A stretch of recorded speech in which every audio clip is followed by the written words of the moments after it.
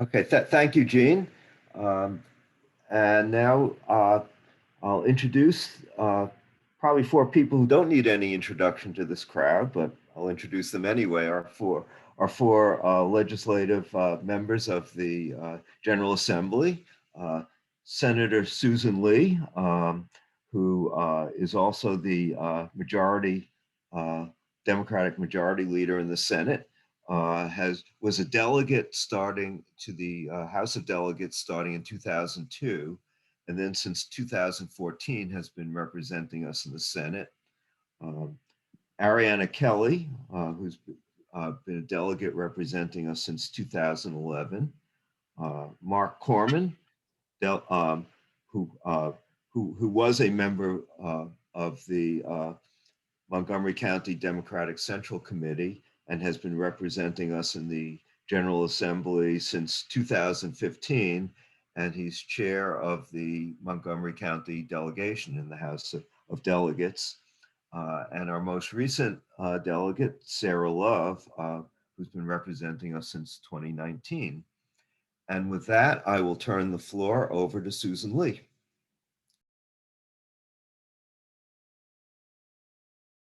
Am I on? Okay, I'm off mute, right? Okay. Uh, thank you so much, Elliot. And thank you for the District 16 Democratic team too, the leadership. Thank you for all that you do.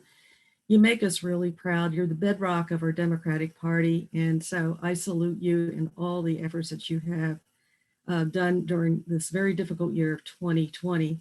Um, I am actually the majority whip.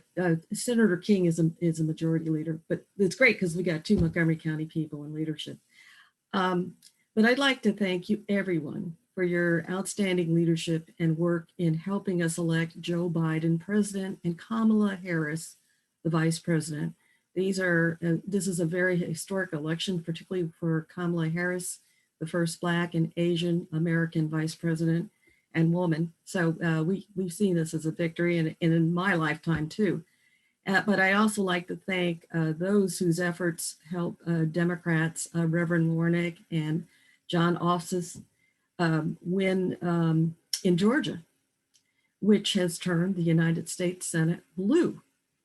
We are in the most challenging and trying of times with the ongoing pandemic still going on and still very dangerous, the economic downturn, and the disturbing assault on our democracy being made on Wednesday, if you were watching the news. Shameful and disturbing was the violent storming and desecration of our United States Capitol, the People's House, by the ultra right-wing and white supremacist mobs, and I call them rioters, who were incited by President Donald Trump and his Republican enablers in Congress. Fortunately, they did not defeat our democratic process, but they did do some damage to America in many ways, including our role in the world. So I think there's a lot of things we have to now do to recover.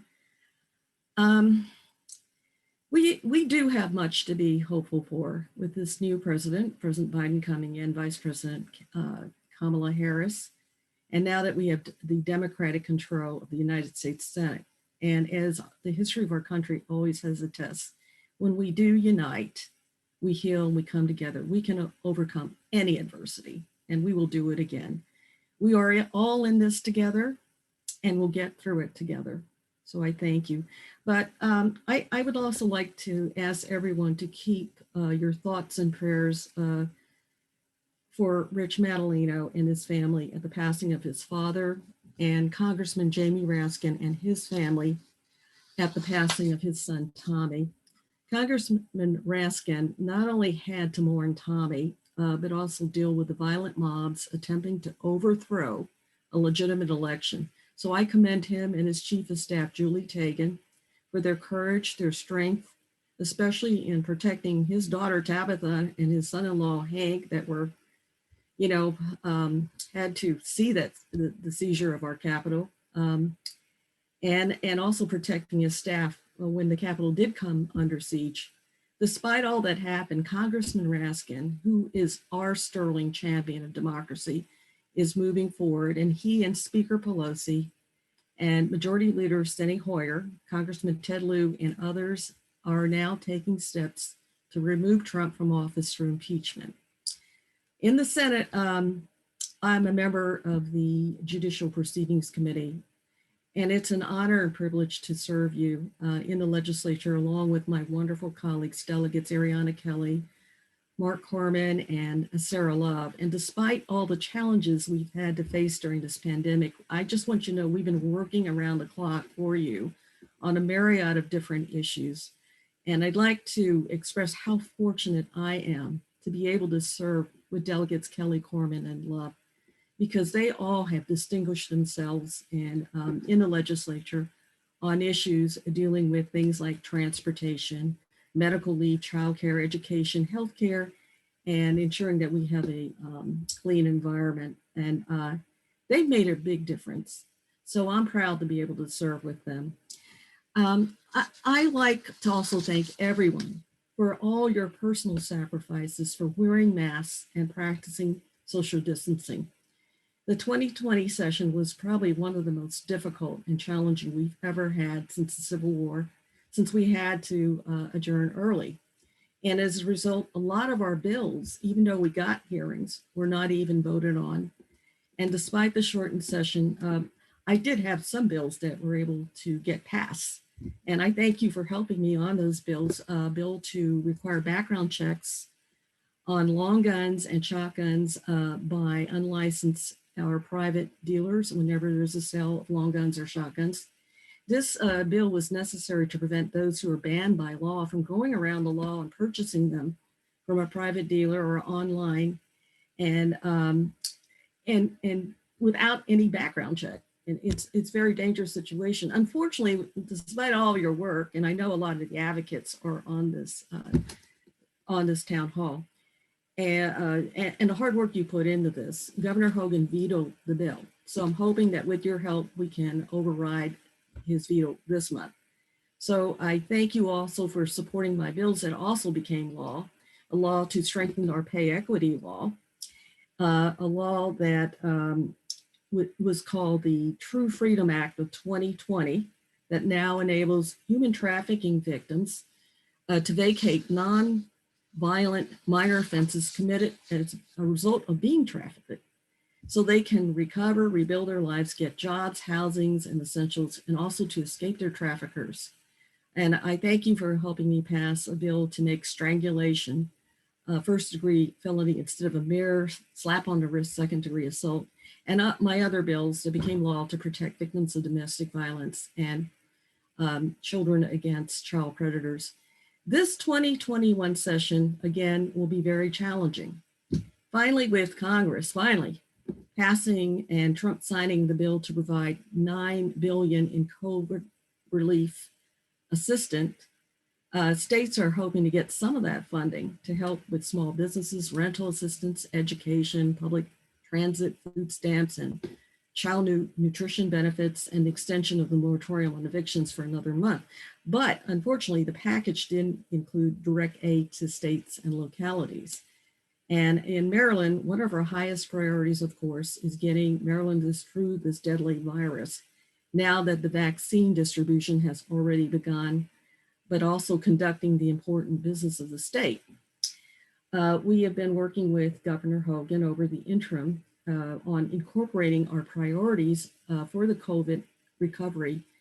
And the General Assembly has spent a lot of efforts putting together legislation, which you will hear about probably on the news, to fix a broken unemployment insurance system, protect workers, essential workers, provide aid to struggling small businesses, and greater resources for family members in nursing homes. In this session, our focus will be on getting families and small businesses back on their feet, getting students back to school as soon as possible and when it's safe to do so, and ensuring that our seniors are safe so that 2021 can become the year of rebuilding and recovery. In the Senate, we have been limited to 20 bills per member with some exceptions, and hearings limited to 4 witnesses for a bill and 4 against. And floor action will be on 2 days a week. And we will be presiding over veto overrides of some 20, actually it's 30 plus bills this month. With the killings of George Floyd and Breonna Taylor and other incidences and the nationwide marches to support Black Lives Matter, so we've seen an increase in the awareness and the urgency for our country and state to address hundreds of years of systemic injustice and inequality.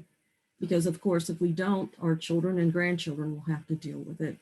And over the interim, my committee, the Judicial Proceedings Committee and the House Judiciary Committee have been having numerous online hearings and briefings on police misconduct and inequities in our criminal justice system. And as a result, the 2021 bills will include those to increase police accountability, transparency training, including bias training, best practices, recruitment protocols, banning excessive use of force such as chokeholds, and banning the acquisition of federal combat military equipment by the local police, more reporting and data collection, and greater transparency in investigations by using independent investigators or special prosecutors where there have been incidents of deaths that were in police custody or egregious alleged police misconduct. And of course, critical to keeping all of us safe and our families safe, it's important that we have law enforcement that are our guardians so that we can work closely together in cooperation and trust to solve crimes and keep us and our communities safe. We will also be having bills to protect the rights of immigrants, particularly against unlawful detentions without a judicial warrant, and prohibiting ICE from going into the Maryland Department of Motor Vehicles database and just taking out any information that they want, and many other bills to protect immigrants. There will be bills to help with coronavirus relief assistance, including bills to protect tenants from being evicted during the pandemic caused by the inability to pay because of COVID-19, and banning late fees and to protect homeowners, especially during this difficult time. And of course, I think Ariana will probably speak about the paid family and medical leave, which is also essential for everyone getting through this pandemic. I will be introducing, again, my bills to fight domestic violence, gun violence, child abuse and neglect, and also cyber attacks, and to promote cybersecurity in our state. One of my bills introduced last year, but because of that shortened session we had, didn't get a vote, but will be a bill to repeal the spousal defense in cases of sexual assault or rape. Maryland's current law allows this defense if you're married, and is based on an archaic idea that women are property, and it gives non-married couples who have just happened to be living together more protections than married couples. And I will have a bill to regulate the manufacture of what they call ghost guns. These are guns that can be manufactured with a 3D printer or other means. Unfortunately, these guns do not have serial numbers, and they're untraceable, and they're used very often in crimes. And I'll also be introducing a bill to protect children against child abuse and neglect in cases of domestic violence or sexual abuse. As you know, I'm the co-chair of the Maryland Cybersecurity Council and a law and policy subcommittee. So we'll begin introducing bills to protect our state against cyber attacks. One bill will be a bill to proactively fight what they call ransomware by making it a crime to intentionally possess that with a malicious intent to use it to disrupt a whole network, and make it also a felony if it's used to attack a hospital, schools, or vital infrastructure. As you know, ransomware can paralyze hospitals, local government, and law enforcement and vital infrastructures. And if you recall, when Baltimore City government was shut down for weeks, costing the city over $15 million just to recover their data and also rebuild their infrastructure. And also there was I would call it a vicious ransomware attack against the Salisbury Police Department. I will again be introducing the Maryland Online Consumer Protection Act, modeled after California, to require consent before commercial entities can use your personal information, transfer or sell your information to third parties, and alter your personal information and we'll have an automatic opt-out for use of kids' personal information.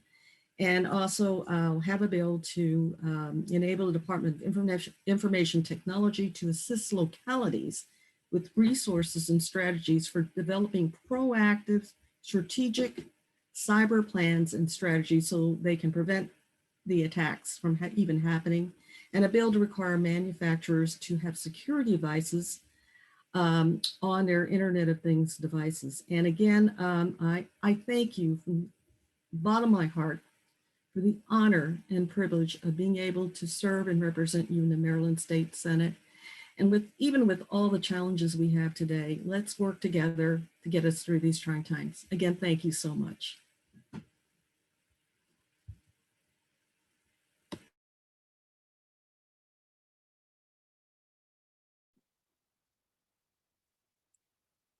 you want me to go ahead next? Yeah, carry on. Delegate Kelly, just go right ahead, okay? I'm going right ahead. Thank you, Senator Lee. I think Senator Lee covered a lot of the big picture stuff. Obviously, I share all of her sentiments. It's been a really tough week, I think, for everybody who cares enough to call into this call. We care about government. We care about having a functional government. We certainly don't like the idea of our colleagues on the Hill being terrorized in that way. I have, lost sleep thinking about the staff and their suffering. It's heartbreaking. And I know that many of us who serve in state legislatures around the country are also concerned about what this session is going to bring for us. But that being said, we're very committed to doing our work. I wanted to sort of frame my remarks in sort of three different sections. What has the interim been like for us? And I know we talked to a lot of you a couple of months ago, but just sort of an update on what's been going on during the interim. What is session going to look like? And then particularly, what have I been working on? And how can we work together to accomplish some of these goals? So obviously, for those of you who know me and have heard me talk about this before, some of this will be repetitive. I'm sorry, but we have so many new people on this call today, though. One of the great things about doing these things virtually, right, is that more people can show up, which is really nice. So if you don't know, I serve on the Health and Government Operations Committee. I chair the Health Occupations and Long-Term Care Subcommittee. So that means I am dealing with pretty much all the issues that involve our licensed healthcare providers and all the issues that involved our long-term care facilities, nursing homes, and assisted living. So there's been a lot of work in that space over the interim, to say the least. It has been a really challenging interim. It has been challenging in part because we've had a tremendous amount of turnover at our state health department. It is challenging right now because there are some communications challenges between the state health department and the county. I think that over the last several months there's been challenges, but particularly with the vaccine rollout, it's very confusing for people when you have all of these different local jurisdictions sort of implementing things very differently. The state saying one thing, the county saying another thing. So those are some of the challenges that I have been trying to really address and make sure the right people are talking to the right people, and hopefully get things working a little bit more smoothly. So I've been spending a lot of time trying to facilitate those communications, put people in touch with each other, and responding to stakeholders who have really pressing needs that we need to be meeting. So that's what a lot of my interim has been like. In terms of what session is going to be like, we just had our meeting for the Health and Government Operations Committee leadership today, and really talked about how we're going to manage to do everything that we need to do in this new format. So, we're not going to have the kind of robust hearings that we used to have when we could meet in place. We're not going to, we're going to have more limitations on testimony on the Health and Government Operations Committee. Written testimony will, always be submitted, but we're not going to have, as copious in-person testimony as we have had in the past. The reason for that is because we are just unbelievably swamped with legislation. All of my colleagues have great ideas for how we can improve healthcare right now, and we need to make sure to hear all of them, but also have time to prioritize passing those things that absolutely have to pass in order for us to get this pandemic under control. So it's going to be a really interesting time on the Health and Government Operations Committee. I'm very encouraged because our chairman, Shane Pendergrass, and our vice chair, Delegate Jocelyn Pena-Melnick, and the whole team of the committee really have a good working relationship together. We work well together, even in a bipartisan way. We have a number of the members of the Republican leadership team on our committee. So we have been trying to really bridge those gaps and not treat this as a political issue.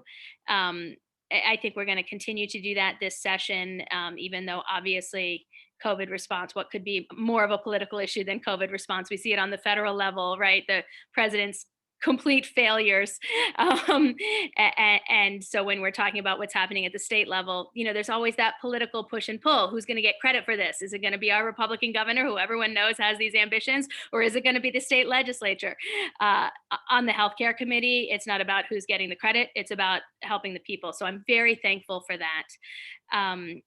In terms of what my priorities are, I made a decision in conjunction with the chairman this year that I'm not having any personal priorities. I am going to deal with the workflow of everything that's coming through that help our licensed healthcare providers right now, and help our nursing homes. I think it's really important to manage the problems as they're coming in instead of go off and have my own, priority bills. So I know Senator Lee mentioned the paid family and medical leave bill, which I carried for many, many years.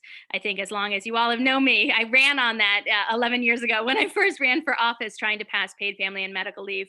I passed that off to my colleague, Delegate Chris Valderrama. So she's going to be pushing that through in the House. And I really do hope that it passes this year. That would allow people to have up to 12 weeks of paid time off to care for themselves or to care for a loved one in case of a medical situation.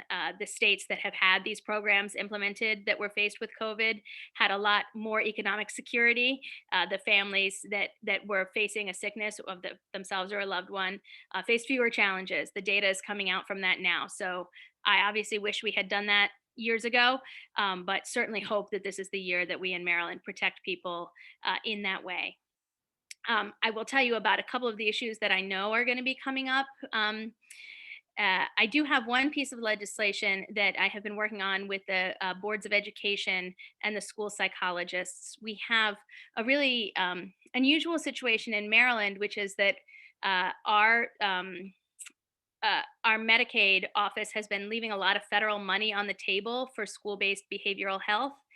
In most states, school psychologists are allowed to bill federal Medicaid for their services for Medicaid eligible students, services related to IEPs and other things like that. In the state of Maryland, we made a choice about 10 years ago to stop taking that federal money. It was political. It was a political choice. And so what I'm trying to do and will hopefully succeed in doing is change that policy and go back to doing what all of our neighboring states do, which is allow Medicaid to be billed for school psychology services the same way we already bill for occupational therapy, speech language therapy. This will bring in millions of dollars in federal money into the state of Maryland at no cost to us. If you know Medicaid, you know that there's usually a state match to the federal money. But since these services are already being provided, they're required to be provided by the IEPs. We're already paying for them, so that county money counts as our match. So it really would just be millions of dollars coming into Maryland. So I'm really hopeful that we can make that change this year. I'm working with advocates for autism treatment. Many of you who have known me for years know this is something close to my heart. When we passed a law, oh my gosh, 8 years ago, maybe, I had a piece of legislation that required insurance coverage for autism treatment. And what we generally do in the state of Maryland, if we require something of the private sector, we voluntarily do it, in the public programs. So Maryland Medicaid also provides autism treatment, but there's a regulation within Maryland Medicaid that says that unlike in the private pay environment, if you are child who is Medicaid eligible, who is receiving autism services, your parent has to be present when you're receiving those services. Um, if you're familiar with the model of treatment for autism, there are some children who do very well in center-based services, which are multiple hours long. They're engaging in learning, often with peers.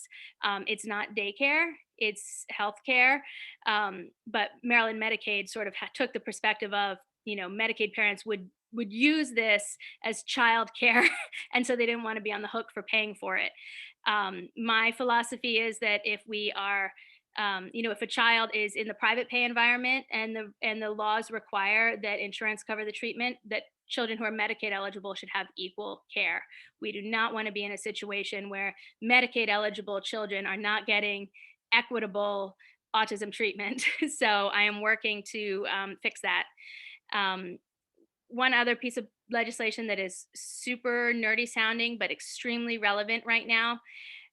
If you're familiar with the healthcare licensure environment, all of our healthcare providers have different licensing boards. Those licensing boards are independent entities. They're self-funded by the licensing fees of a healthcare professional. So psychologists have a board, and social workers have a board, and doctors have a board, and nurses have a board. There's a lot of these boards. And they're all independent. And that means, as of now, they don't have consistent data. If you get a list from the social workers board, it will be very different in terms of what information is in it. If you were to get a list from the licensed professional counselors board, this has posed a real challenge, as one of the big problems we've been trying to solve, and I've been talking about this for a number of years, is what we call network adequacy. Meaning, if you need treatment, particularly behavioral health treatment, but all sorts of other treatments where there's provider shortages, do you really have coverage if your wait time to get an appointment with the specialist you need is months? No, it's not effective coverage. So I passed a law 3 years ago, maybe, that required health insurers meet certain standards. We call them network adequacy standards. You have to be able to get an appointment within a certain amount of time, within a certain distance for driving, etc., for all the specialists you might need. Um, we have, with the Maryland Insurance Administration, been working for many years to monitor compliance of these network adequacy standards, to update the network adequacy standards, and to make them workable for insurance carriers.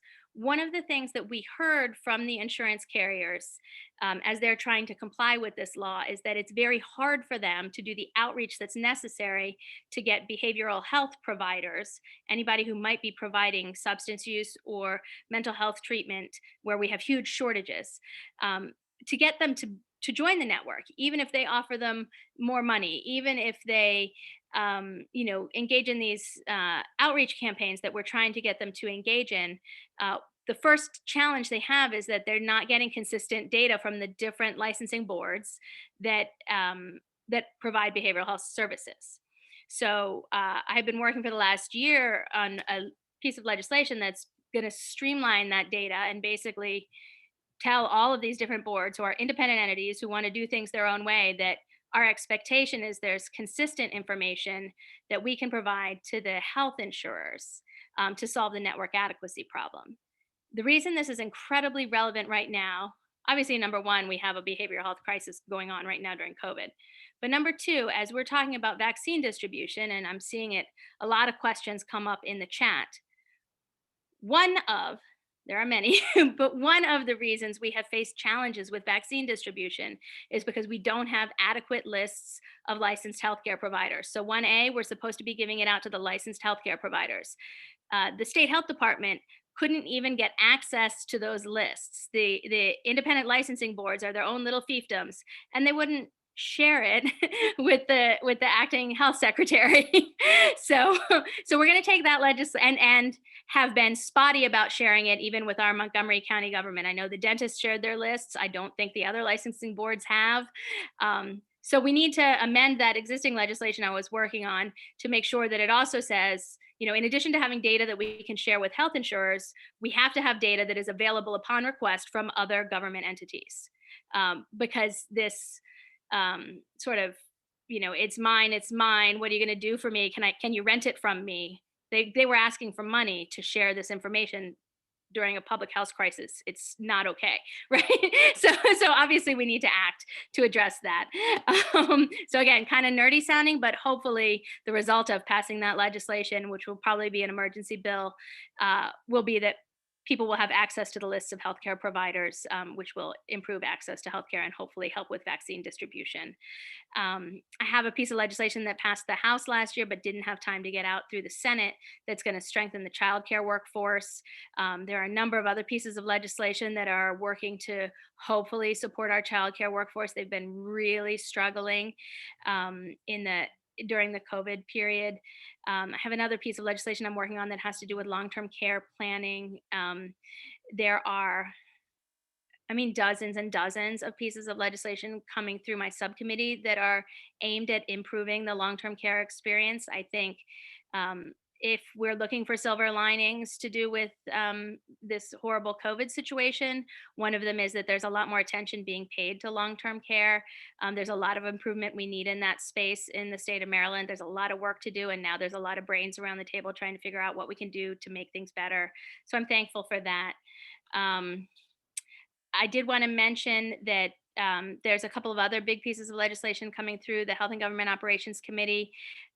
We are going to be working, I shepherded through the House last year a major piece of legislation that improved telemedicine access in Maryland. The timing could not have been better because, as you all know, we've been dealing a lot with telemedicine since COVID hit. Um, but that legislation wasn't enough. There are going to be a number of pieces of legislation related to not just expanding telemedicine to audio only, which is, you know, if you think about it, we're all here on a Zoom call.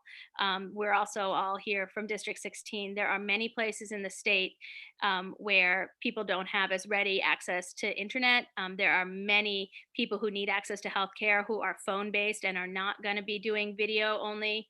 And even in District 16, I've talked to a lot of healthcare providers who talk about how particularly older patients really prefer a phone call to a Zoom call, and sometimes that's appropriate. So we want to make sure that when it's appropriate, people can do what's called audio only telemedicine, telemedicine that doesn't include the video. Um, Again, only when it's appropriate and at an appropriate reimbursement rate. So we're not encouraging providers to go that direction versus other directions. But this is a big conversation because we want to make sure that, again, one of the overlying principles this year and all years for me, but certainly this year for the legislature, is ensuring equity across healthcare access. And there are many people for whom audio only works really, really well. I have a former intern of mine from 1,000 years ago, is now a nurse practitioner, and she works in a low income clinic and has a lot of patients with diabetes. And she has told me how tremendously effective, you know, phone calls are in terms of monitoring her patient load, and their diabetes is better managed now than it was before COVID because they're able to do their check-ins in a way that works for them. They don't have to travel. They don't have, you know, it was hard for them. Transportation was difficult. Childcare was difficult. They missed a lot of appointments. Now, when they can do their diabetes management over the phone, their health is improving. We don't want to lose that progress. And that brings me to the last sort of big HGO priority this year, which is these, you know, there's a big piece of health equity legislation that intends to direct a sustainable revenue stream towards improving health equity. The devil's always in the details in these bills. You want to make sure the money is going to the right places and it's going to work for us. But the goal of the bill is to direct money towards improving health equity, particularly as it relates to racial health disparities, which obviously we have all seen play out through COVID. So that's a top priority as well for HGO this year. I serve on the Lieutenant Governor's Behavioral Health Commission, and I will just mention that another top priority for us is addressing this behavioral health crisis that we're in. You probably know that the suicide rate is well up. The wait lists for behavioral health providers are very long. So anything and everything we can do, all of those priorities I mentioned before, increased funding for school behavioral health by getting that federal money we left on the table, increasing access to telemedicine, We're doing some other things that have to do with licensure laws. We have a compact bill for the psychologists this year. We have these arcane rules. So if you would normally visit a therapist in your home state, I'm sorry, across state lines, uh, through telemedicine, they couldn't do that unless they had a license in the state that you're residing in and calling in from. These are complicated problems. They're very 21st century problems. We need to solve them, though, to make sure that everybody has access to care. So that's the big picture of our goals on HGO this year, and my personal goals, philosophically, right? It increase health equity, direct money towards increasing health equity, increase access to care, and make sure those folks who are getting the care they need, and common sense reform of our licensing boards to make sure that they're providing information in a timely manner effectively so that we can deal with public health crises. So those are my quick thoughts, and I think I will pass it off to my wonderful colleague, Mark Corman. Thanks, Ariana. As you can all tell, we're really lucky. Not every district has somebody on the Health and Government Operations Committee and the Health and Government Operations Committee leadership. So it's great that we have Ariana there advocating for us and helping us navigate a lot of these very difficult issues right now. This is going to be a session like no other, given some of what's going on as a backdrop. Obviously, the health situation. Those of you who follow me on social media, you've probably seen we have about 6,000 reported COVID-19 cases in District 16. Cumulative since this started. Those are just the ones that people have gotten tests for in our zip codes. No one knows what the true number is. And obviously we're dealing with a very complicated and troubled vaccine rollout that I'm sure we'll talk more about in the questions at the same time. There's an extremely troubled economic situation. Montgomery County's unemployment rate is 6.5%, certainly better than some places, but a lot of people are really suffering, and we're dealing with very much what seems like a K-shaped recovery in the aggregate, where some people are doing okay and they're able to work from home and telework and order what they need to their door, and lots of other people are really struggling, especially if they work in the service economy, where there's been tons of economic disruption and challenges. And then, of course, we have a real difficult democratic situation, small d democratic situation. While we were here, someone tweeted at the four of us about the threats to every state capital that are being reported right now from the FBI, from some of the people who did the damage to the US Capitol last week. And for those of us who have worked in the US Capitol or advocated there or aspire to work there in particular, obviously it was really troubling to see what occurred. Although frankly, all Americans should be outraged by seeing that happen. So it's going to be a strange and challenging session, although in some ways it's going to be oddly more accessible than some of our prior sessions. Even though we'll all be socially distanced and doing a lot by Zoom, there'll be a lot more opportunities to watch what we're doing, because more things will be streamed than ever before, and participate by submitting testimony, signing up remotely, and testifying remotely. So in that way, the distance between Annapolis and District 16 will have gotten a lot smaller, which is good. I think the overriding priority for everybody is going to be COVID-19 recovery and relief, which touches a huge variety of areas that you've heard my colleagues talk about, and you'll hear us continue talking about, whether that's sort of the direct relief legislation, like our former colleague Bill Frick asked about in the chat, the governor's been talking about, the comptroller, our county council, individualized economic relief for those who need it, whether it's people who get the earned income tax credit or some broader benefit, more aid to small businesses, things like that. Obviously, that's certainly on the table. Reforming the unemployment insurance system, including putting some more measurable standards in there for the system to follow, to make sure that people are being served appropriately and that system is being staffed, that people can track their claims, that if people are making a little bit of money, that does not count against them in unemployment. There's just a lot of things to do there. There'll be a large renter and homeowners package to make sure people who have to pay rent or a mortgage and are having difficulty right now will have lots of options. and all sorts of other things that we're going to have to do in response to what's been happening with COVID-19 and the economic fallout.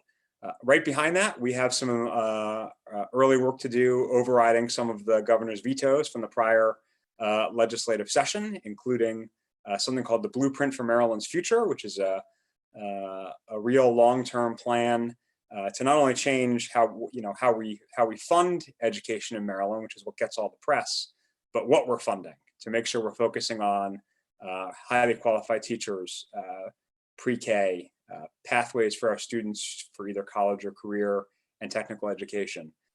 And then tied to the Blueprint for Maryland's Future, and really important for Montgomery County, is a really large school construction package to use some of the dollars from gambling, our casinos, to do a really big investment in our school construction program.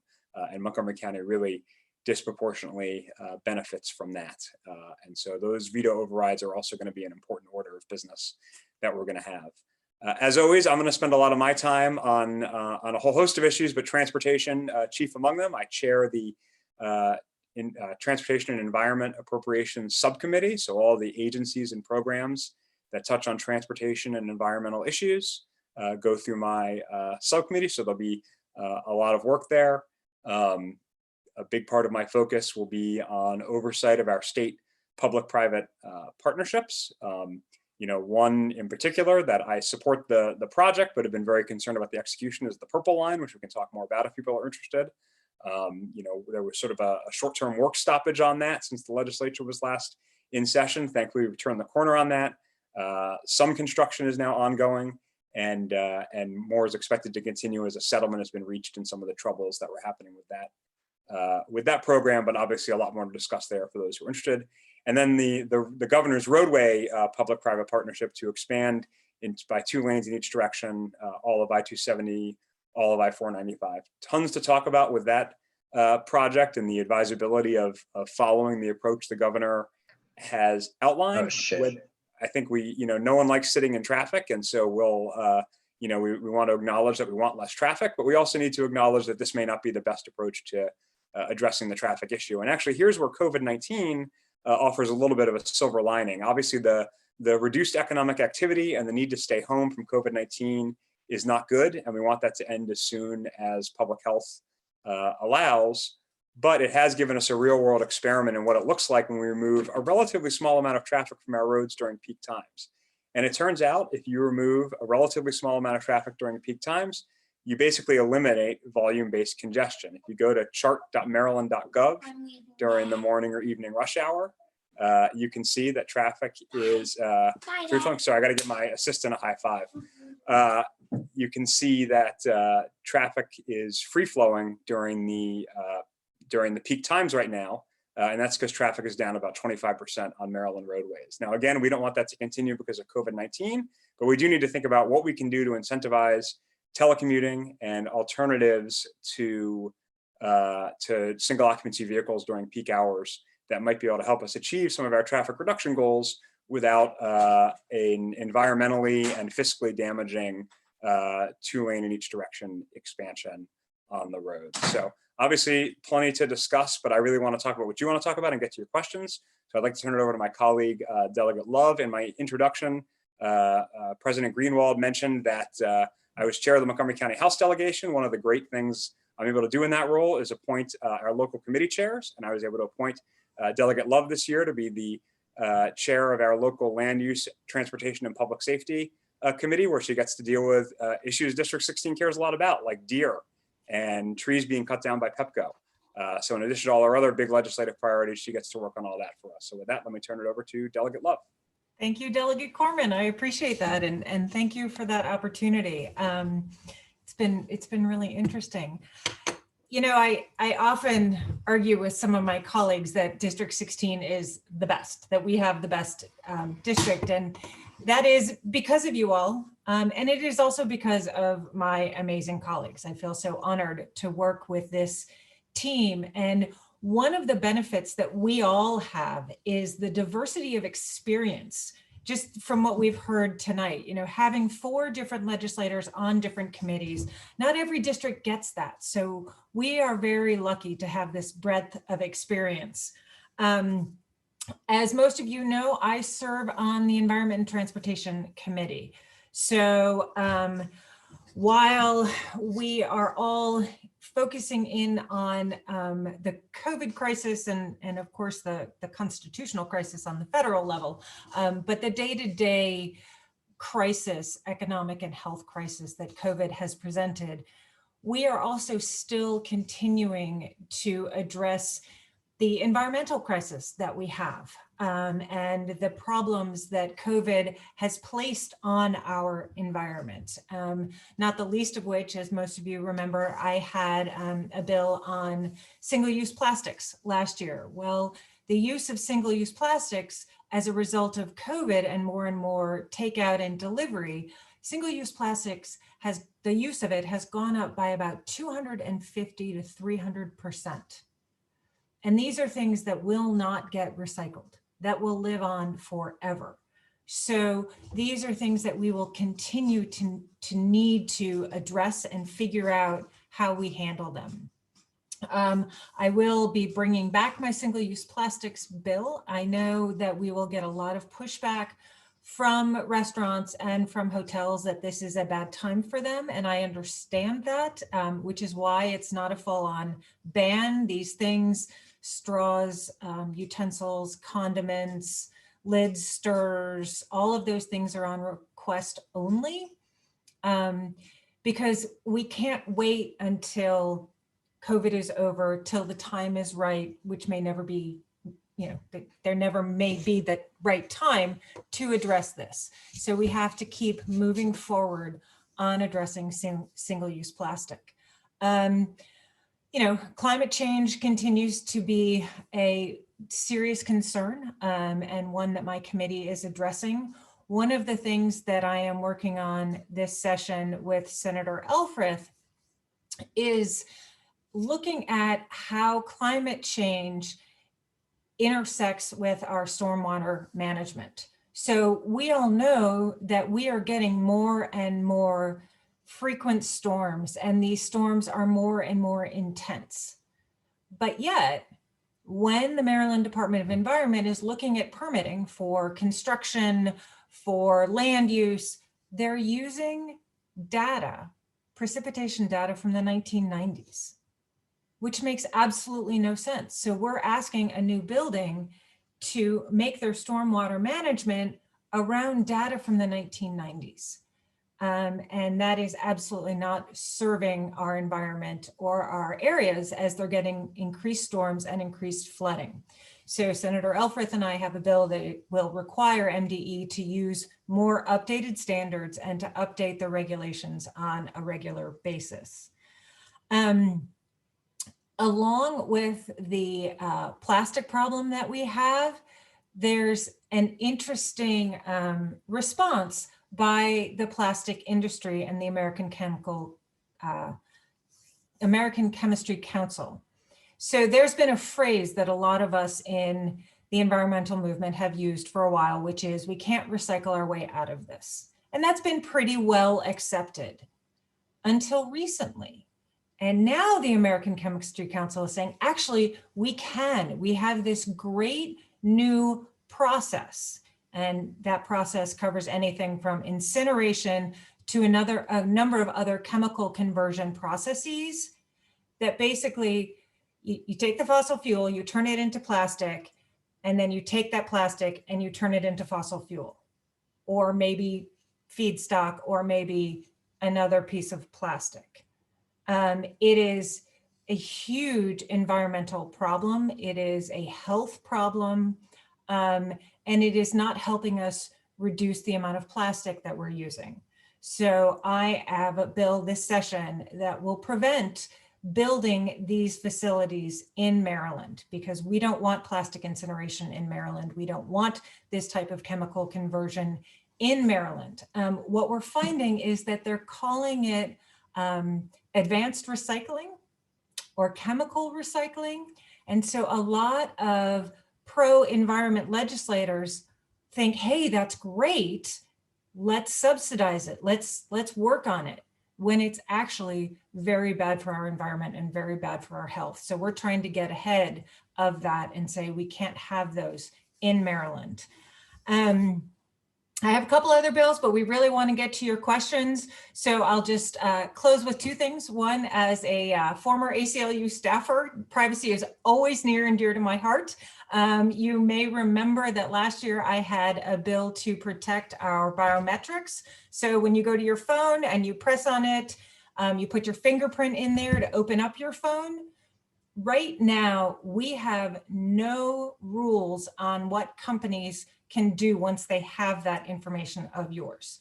So my bill would prevent them from selling it, from transferring it, from using it, and also put in retention and destruction policies. It passed out of the House last session, but ran out of the time in the Senate. This year I have a Senate cross-file with Senator Malcolm Augustine. So I am hoping we can get that across the finish line. And just one little plug, if and when we all get to travel again and you all find your way out to the BWI Marshall Airport, please drop some change in the boxes there. As a result of legislation that I sponsored and we passed last year, we now have boxes in BWI Marshall Airport that will donate to the House of Ruth, which works with people who are suffering from intimate partner violence. So really excited about that. Thank you, Delegate Kelly, and hope you all will dump some extra change in there. So thank you for tonight, and I look forward to your questions.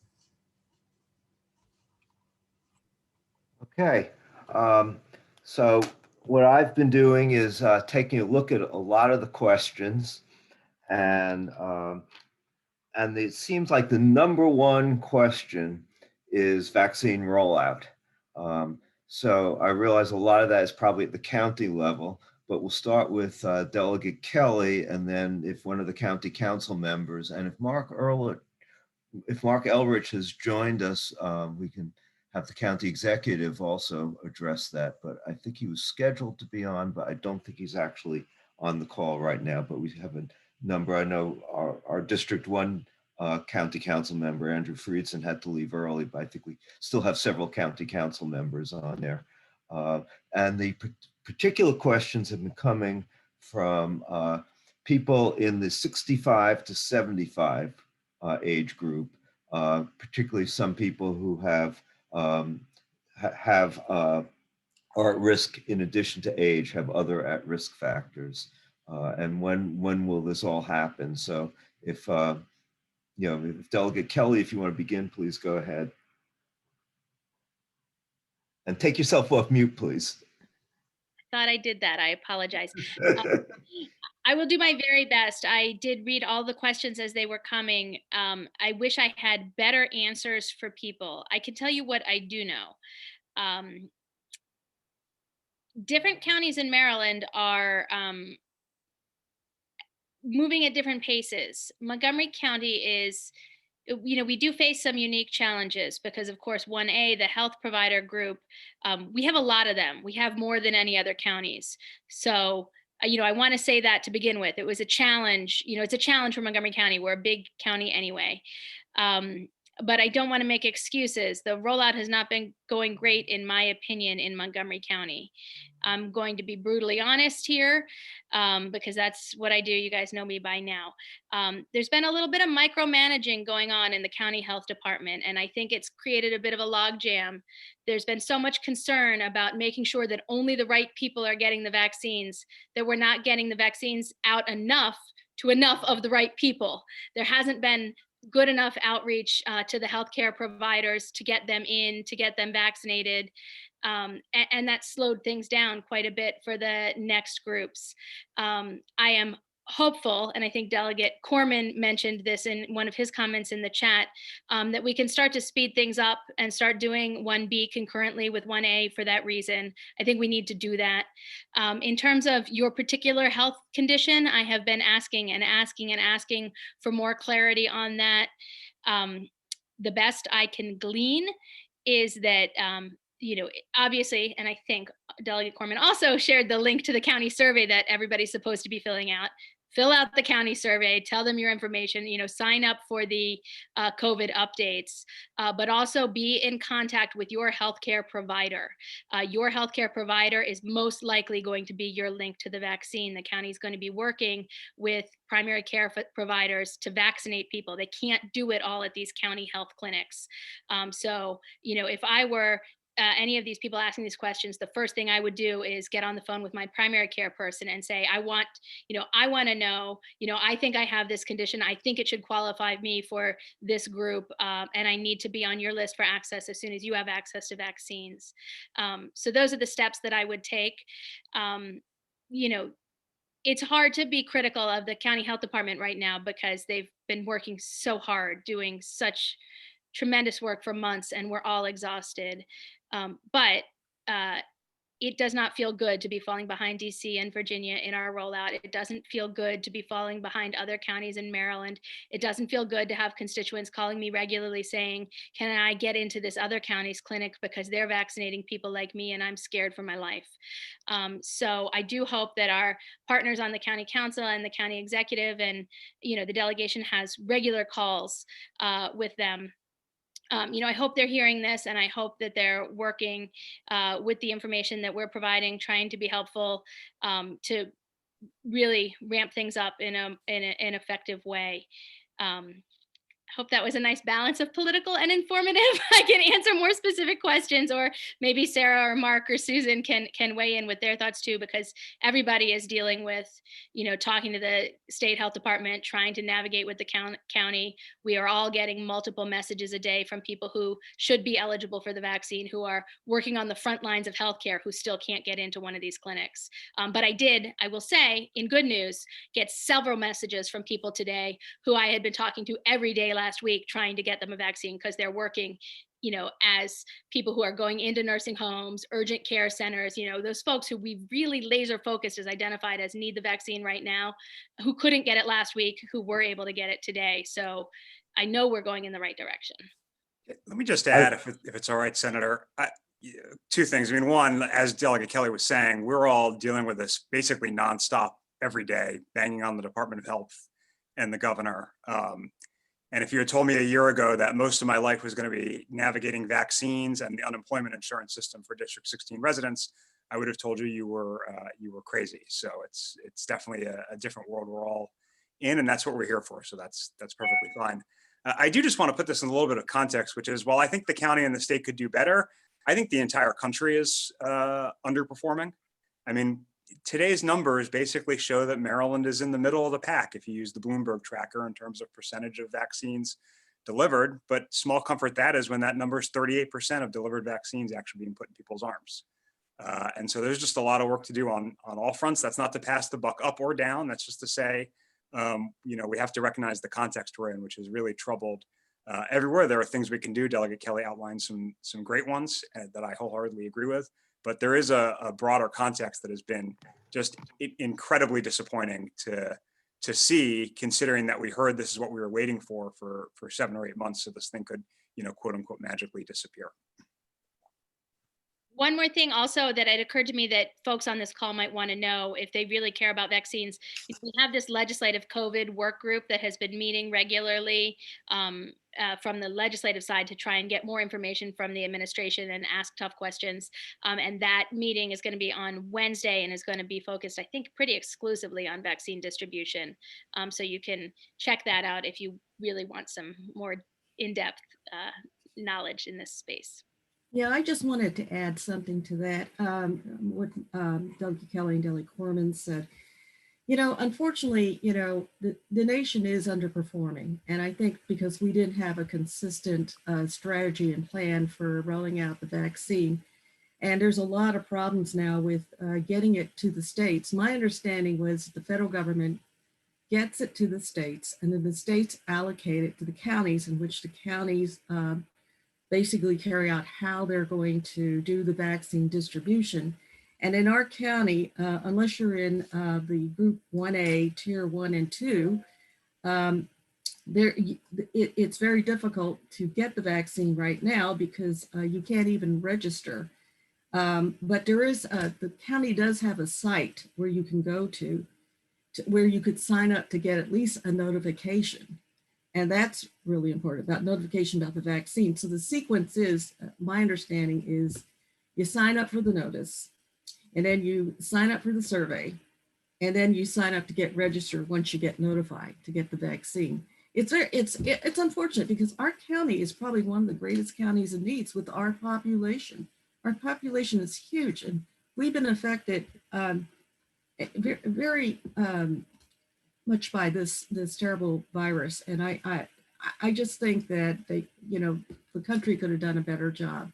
But I'm hopeful, since we have a new president, new vice president now, and hopefully they will be able to execute a better plan than they've had right now. And I know that even some of these categories, like what is in 1A, it's not clear exactly in terms of tier 3, who is actually in tier 3. So I think there needs to be some clarity on that, but we're trying. I just want you to know we're working on this stuff. And please call us if you have any questions or any problems with anything dealing with the vaccine. Thank you. Just want to ask if either Debbie Debbie Spielberg from the County Executive Office has anything to add to this, or if any of our county council members are on the call, just take yourself off mute and speak out. I see Debbie Spielberg's there, so go ahead, Debbie. Hi, everybody. I am a special assistant for the county executive. Can you guys hear me okay? Can y'all hear me? Yeah. Okay, good. Anyway, I put a little bit in the chat and was trying to answer also. Right now, the doses that have, as you guys probably know, we are dependent on the state to receive the doses from the state. We get right now get about 2 to 3 days notice about how many doses we'll receive. And then we set up the clinics, I'd say we, our public health staff, I'm not involved in that. The clinics to administer them can't be set up until we know how many doses we're receiving. To date, we've been able to get the doses out in time before the next round comes. So tomorrow we're scheduled to get the next round of doses. We will have administered all of our existing doses by the time we get any more, and presumably it'll continue. I realize there's all of us want to know more. When are we going to get more? When are we going to ramp up? How are we going to ramp up? How can people register? Where they are working on a way to register. It's my understanding that the state database doesn't really allow kind of the tier registration. So they're still trying to work through that. And I think potentially building something at the county site. But as Senator Lee and others have said, if you will register for the alerts, that's the first step. And we'll try to get information out on an ongoing basis. So I hope that's helpful. Okay. Is it true? I saw reported somewhere that Montgomery County actually had 3,000 doses that were left in coolers and hadn't been utilized. So that's not accurate information? If it's my understanding, no, we've administered all but the ones that are scheduled to be administered tomorrow. I guess it's possible, the doses that are going to the hospitals are going straight from the state to the hospital, and we have no control over that. And then the doses that are going to the nursing homes are going straight, I believe, through the pharmacy straight to the nursing home. So I've been on calls today, have not heard anything like that. I guess it's possible. It could be some that are going to the hospitals or to the pharmacies. I'm not sure. But those would only be available to people in the workers in the hospitals and nursing home residents and staff. Thanks. Okay. Yeah, thank you, Debbie. We're going to move on to some other questions. There's another pandemic-related question from former Delegate Bill Frick. Is there any reaction to the $1 billion stimulus relief package proposed by the governor?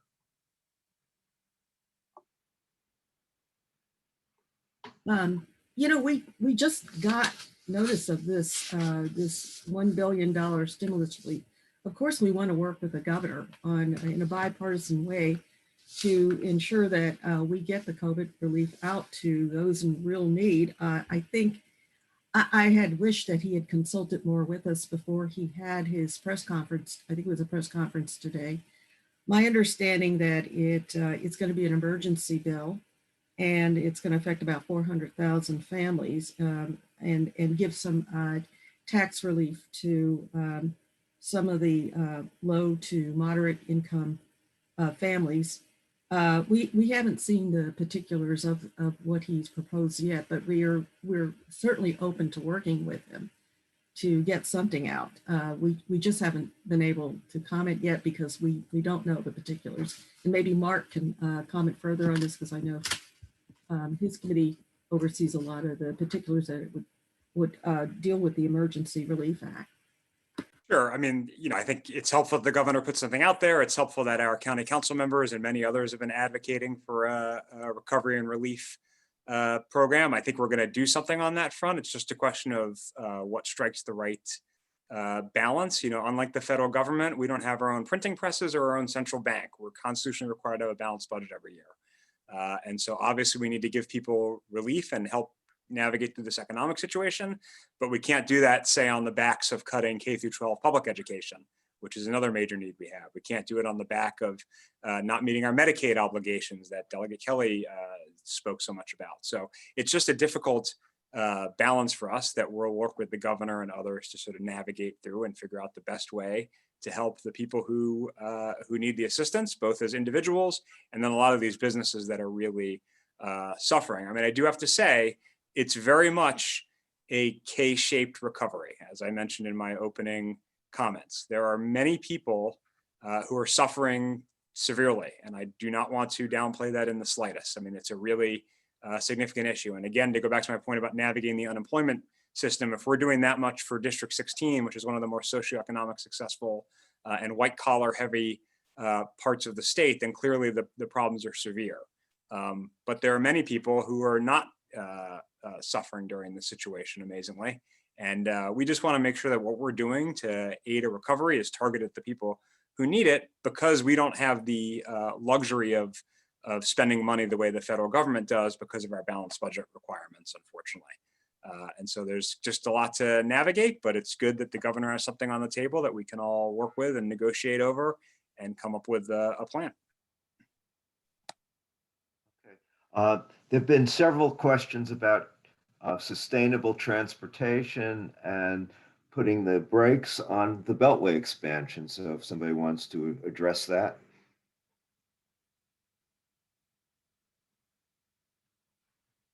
I think Mark has taken the lead on this issue, but I have to tell you that I think before we do a $11 billion project, we need to have the input of the communities that they impact.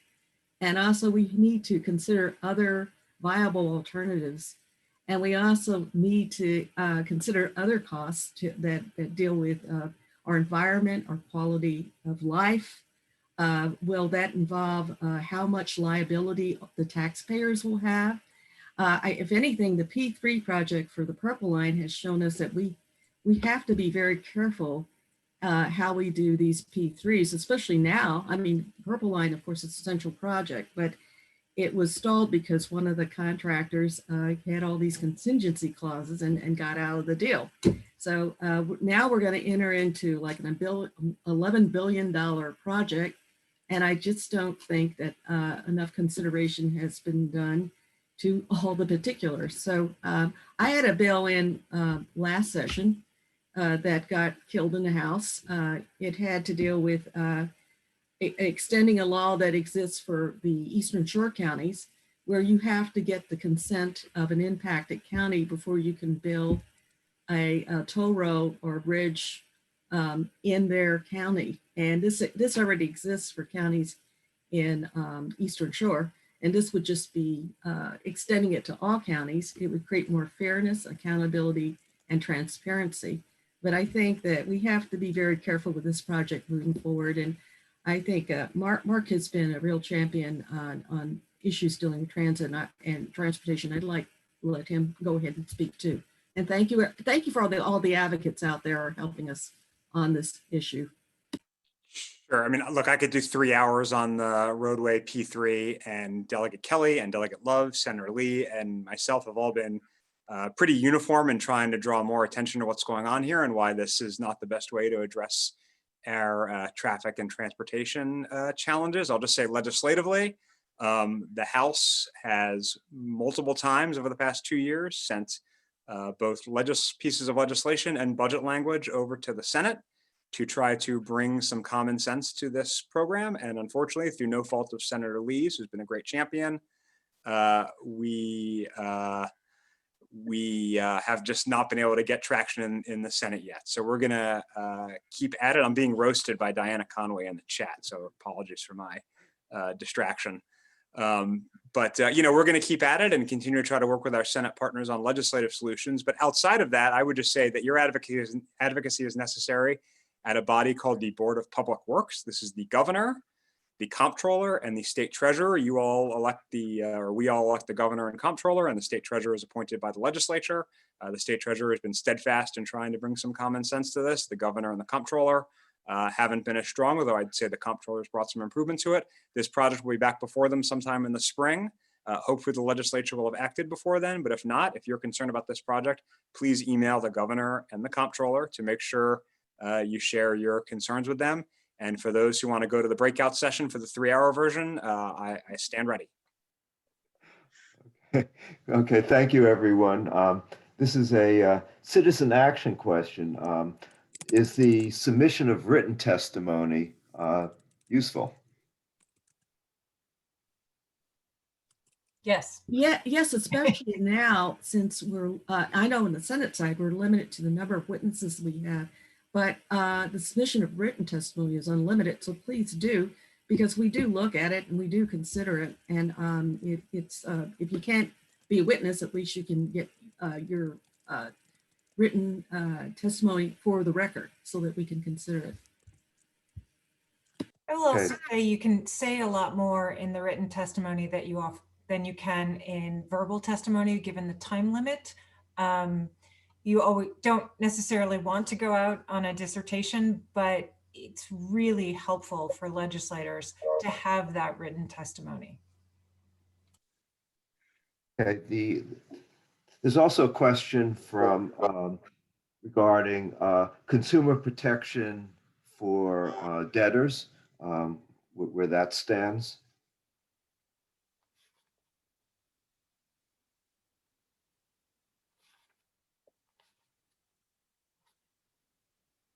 I would need more context. I'm not sure I followed the question. I'm sorry.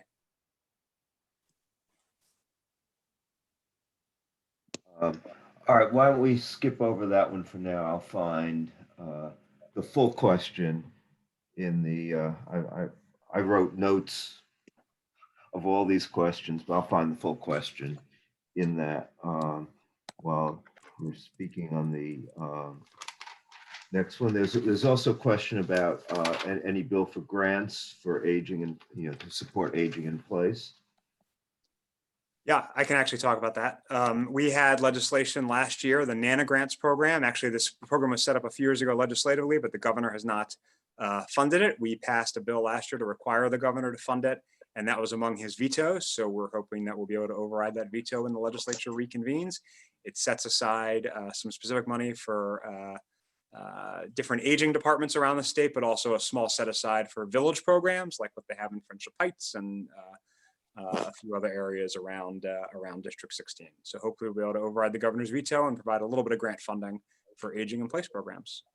Did he veto the Nana bill? I mean, it's such a cute bill, right, Nana?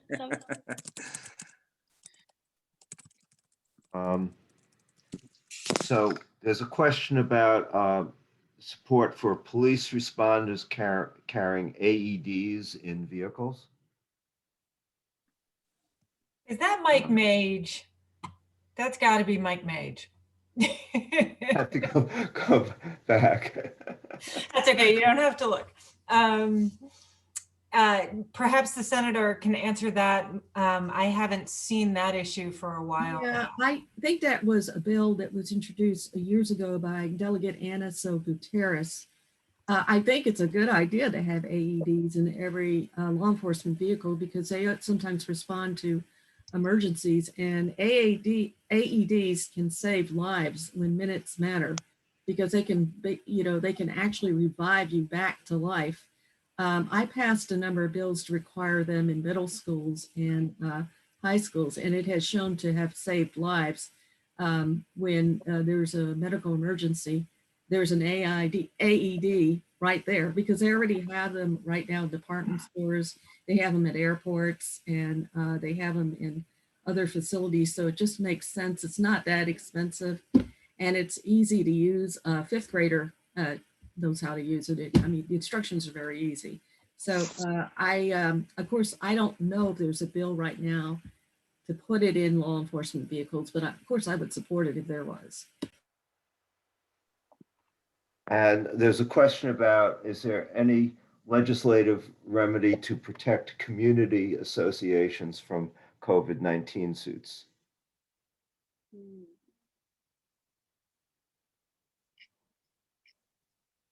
I don't know of any right now, unless my colleagues do. I haven't, it may not be a committee, it may not be an issue that goes before my committee either, but maybe my colleagues could comment on that if it, maybe Delegate Kelly, does it go through Health and Government Operations? No. Yeah, I mean, I've heard of legislation regarding immunity for healthcare providers related to some COVID-19 issues, but I haven't heard anything specific to sort of the community association, homeowners association space. About 1,000 bills have been pre-filed. I can't say I've read them all, and we'll probably see another 1,000 or 2,000 filed when the session begins. So just because we can't quote it yet doesn't mean it won't be before us. Okay, well, I think at this point we're getting near the end of the session. And so just want to ask if any of you have any closing remarks you want to make, something that wasn't covered yet in the questions or you didn't cover in the beginning that you'd like to say. This is your opportunity for any of our four members of the delegation. Well, first of all, I'd like to thank everyone for participating in this town hall. It's very important to be engaged, particularly before session starts, because we need to know what's important and what your priorities are. But I think a lot of your priorities are our priorities too.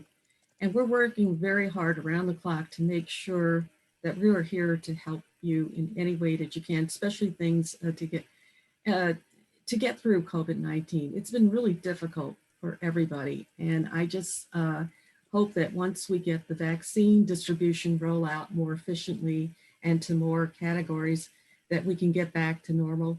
But of course, we still have to be wearing masks. We still have to be practicing social distancing because we're all in this together and we gotta help our healthcare providers and first responders too, because if we don't do those things, it'll be a burden upon them. But like I said, we are here to help you and you've had our back, front and side, and we have your back, front and side too. So please don't hesitate to contact us on whatever issue. You know that for those that need to partake in unemployment insurance, I just want you to know that there's going to be a number of bills to help small businesses cover the cost of unemployment insurance. There's also a bill to expand eligibility to those that are not eligible right now. Like for instance, if a mom's got to quit her job to take care of her kids or educate her kids because of the situation with the schools right now, it would expand eligibility to people like her and others. And also, I know there's a bill to ensure better customer service. So we're all trying to help us get through this in addition to the vaccine rollout. But anyway, thank you for all your questions and thank you for always being there for us too. I'm going to interrupt the closing remarks for a minute. There's one more question, which came from Reverend Zelmer. Where do each of you stand in relation to the pending immigration, justice, and trust bills, SB 88, HB 304, SB 234, HB 23, HB 16, and SB 317?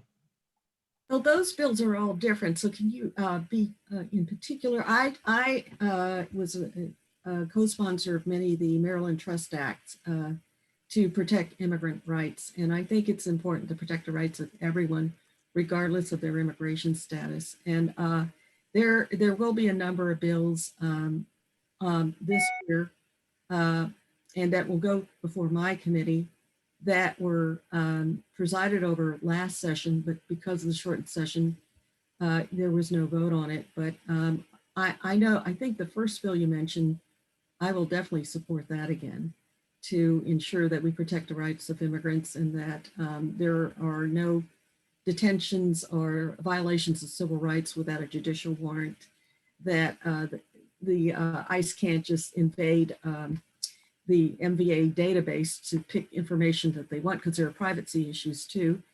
And there's a bill to clarify where ICE can go into, what like education institutions, hospitals, that sort of thing, and also involving the Attorney General to protect people's rights. But there are some other bills, and I'll be glad, my office will be glad to get back to you, Reverend, to discuss them. We'd love to have your support on them. And thank you for bringing up that question.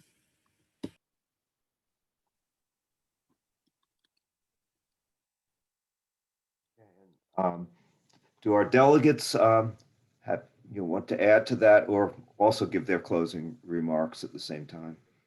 I actually had been wanting to answer Judy Hallett's question, if you don't mind, because I saw it and it's interesting. My my legislative aide asked the same question of me today. I signed on to the letter urging that Andy Harris resign. I thought his behavior was despicable. I was, I felt like I had to do something. I often, those of you who know me well know I get counsel from my teenage daughter. I said, Maeve, do you believe this? And she says, yes, you have to sign the letter. Just sign the letter. So I didn't even think twice about it.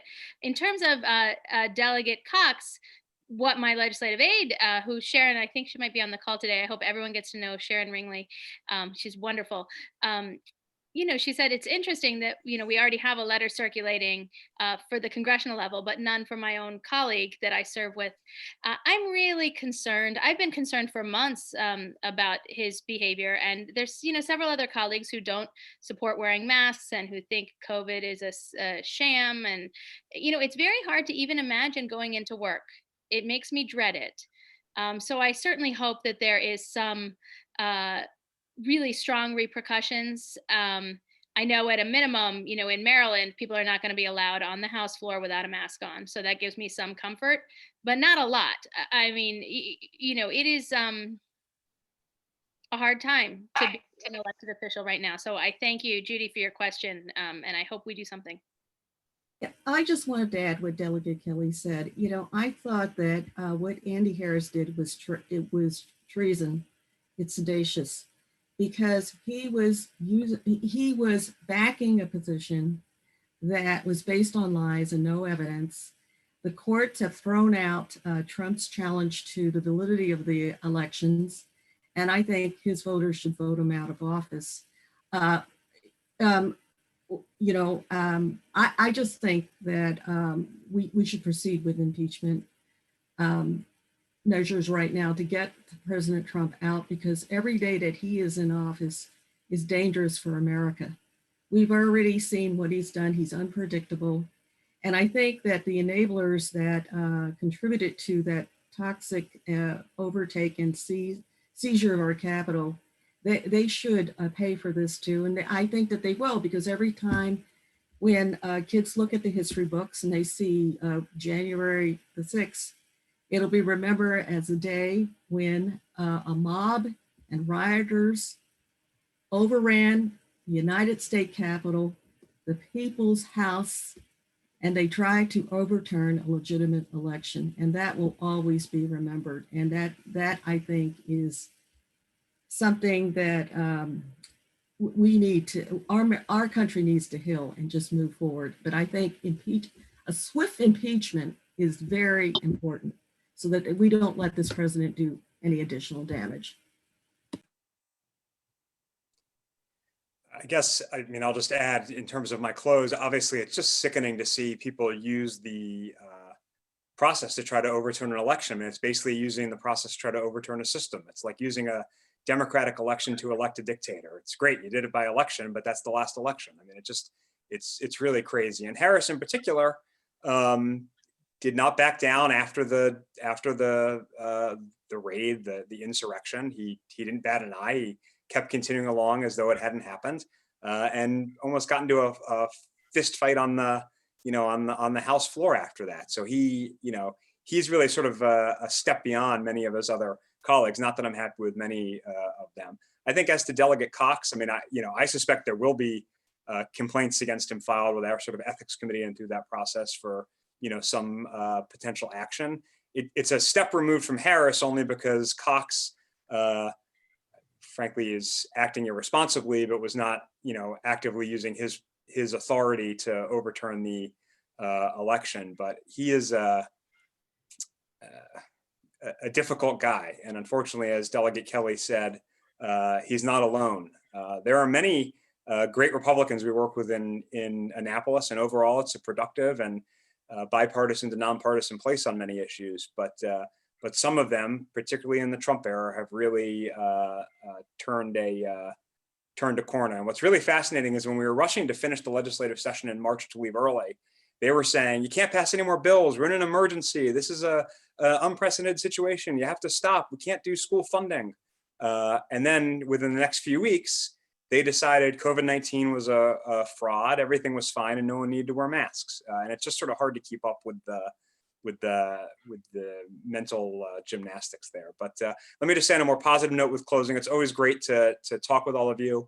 We're all very accessible. I'm at mark@markcorman.com. You just have to remember that it's Mark with a C and Corman with a K. And email anytime, and always happy to chat about these issues or any other. And let me turn it over one more time to Delegate Love. Thank you, Mark. I have talked to Judy about this, and I will just ditto what my colleagues have said. I am disgusted, quite frankly. I think that's really the only word I could use. And I certainly hope that there are repercussions for this behavior. I will say that I was very pleased to hear from the Speaker's office that anyone who doesn't wear a mask will be escorted out. No ifs, ands, or buts. So we all believe that Dan Cox will test the system, but I have no doubt that our security and our wonderful Maryland State Police will escort anyone who pushes the envelope straight out. Again, we have the best district there is. Thank you all for being so active, for your great questions. All four of us are accessible. Please, if we didn't answer your question, do not hesitate to reach out to us. We are here to help you. Thank you. Well, thank you to Senator Lee and Delegates Kelly, Corman, and Love for coming to meet with all of us today. And thank you everybody for attending. Have a great evening, and let's hope that democracy prevails in the next 9 days. Here's to that. Bye, everybody. Bye, everybody. Good night, everyone. Thank you. Bye-bye. Thank Good you to see you. so much. Thank you, Appreciate it. everyone. We love you. Thank you. Bye-bye, everybody, and thank you for representing us so well, all our delegates and senators. Thank you, Tom. Yeah, great job. Excellent job. Thank you all. Thank you, Dr. Burke, everybody, the Reverend. Thank you. Stay well. See my neighbor, Mary Gatt, there too. Democracy is alive. Oh, my uncle. Take care. Yeah. Did we leave? I thought we left. I said leave. You guys can come back.